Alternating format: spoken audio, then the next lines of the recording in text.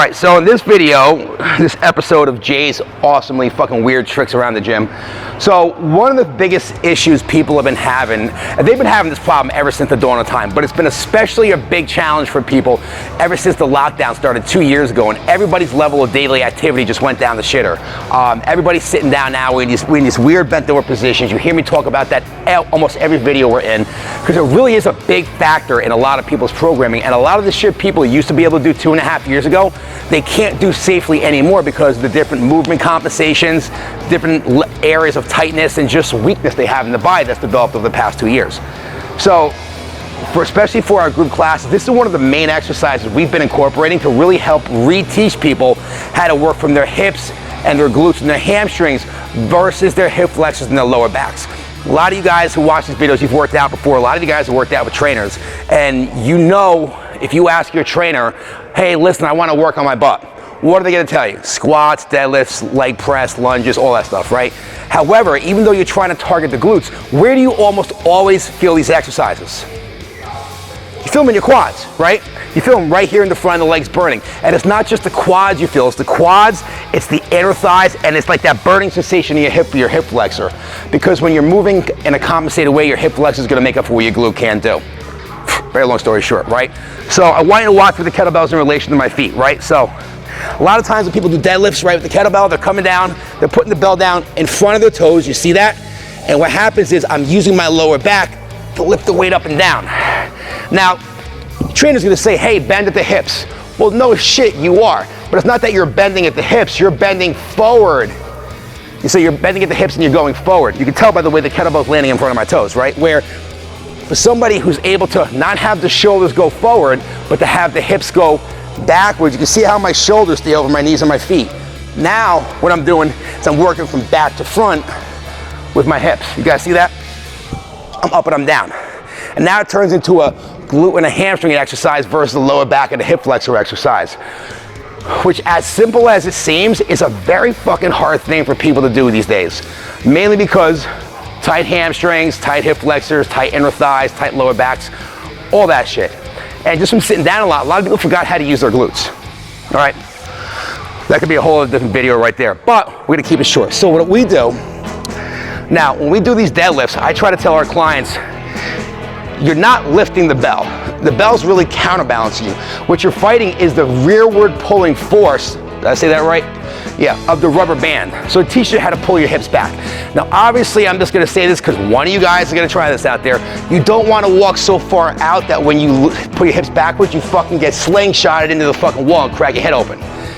At the same time, you wanna make sure something you're hooked onto either is not gonna rip out of the wall, or if it's like a piece of equipment at the gym, you wanna make sure that's a secure piece of equipment because you don't want it fucking flying into you and knocking you out, right? That being said, I got my rubber band behind me.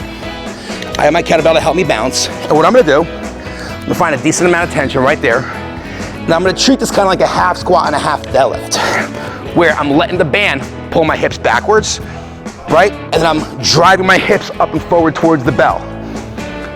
You see where I'm at? I'm landing kind of in alignment with my toes. My eyes are up, my shoulder blades are back. I'm puffing out my chest. And the band is helping to create that natural hinging force of the hips, right? Now, another part of this, Susie, look at my feet with the camera. If you look at my feet, people always ask me, Jay, why do you do that with your feet? With this inward stance I'm in, with my toes turned in, if you were to extend the line they're on, I'm basically creating a triangular base with my feet into the ground, which makes it a lot easier for me to come out with this exercise and not get pulled back off balance, right? Where if I turn my feet straight, automatically I'm getting pulled off base. It's not a secure position. Just like conversely, big word for me, a lot of you guys do your deadlifts like this, but you can see how I just naturally get pulled off my heels.